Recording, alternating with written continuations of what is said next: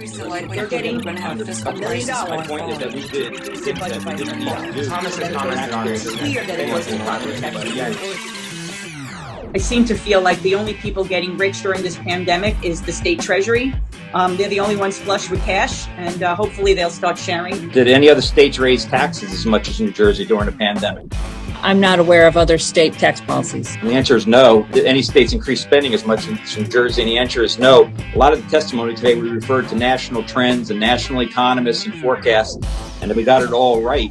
And why did we're the outlier and have to do all these things? And if it was true that all this additional spending and overtaxing people was going to benefit, then why do we have one of the worst unemployment rates in the country and lagging the rest of the country on the recovery? All I heard for the last hour and a half how rosy it is, and here we are lagging the nation and doing things that the rest of the states didn't do, who are doing much better economically than we are.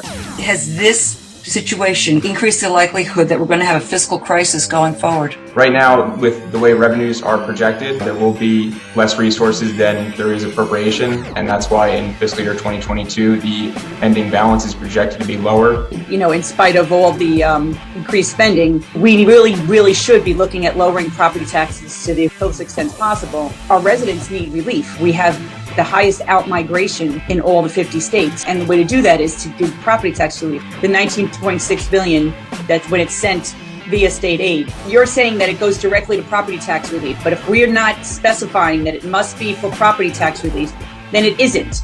We can say that it is, but that's just semantics. We had a great deal of discussion when we were doing the Horizon bill about giving that money back to the ratepayers. I was chastised that we were going to fall off this horrible cliff and we needed that money. This year, we clearly don't need it. It seems to me that money should come back. The governor has said many times we're not using one-shot gimmicks, and there's more one-shot gimmicks in here, and one-shot spendings, and whether it's Horizon or borrowing. And I can't help but get caught up on having a surplus that is borrowed money from one account and putting it into the other account. It's just outrageous by any resident or small business's standards to take and borrow a loan and then call that a savings account. In his budget address, Governor Murphy said that government is actually smaller than when he first took office. Unfortunately, though, spending has increased by 30% just in this budget alone.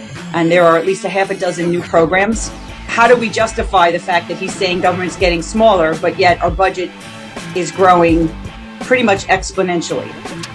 I think when the governor said that government is smaller, he was referring to the number of people currently employed in state government. We're hoping that we're getting reassurance from the administration that the money that we got from the federal government will go toward these losses that we had. You know, we just have to be really, really mindful of this because everyone has this sense of giddiness that there's money, there's all this money. And I think that we cannot just look at this year where we have these non-recurring revenue sources. I would sure encourage your office and office of the governor to allow the legislators to be part of the process for that significant amount of money. As a state of emergency, we've been shut out of a lot of decisions, and I think it's kind of time to get out of the state of emergency and start moving on to the three branches of government.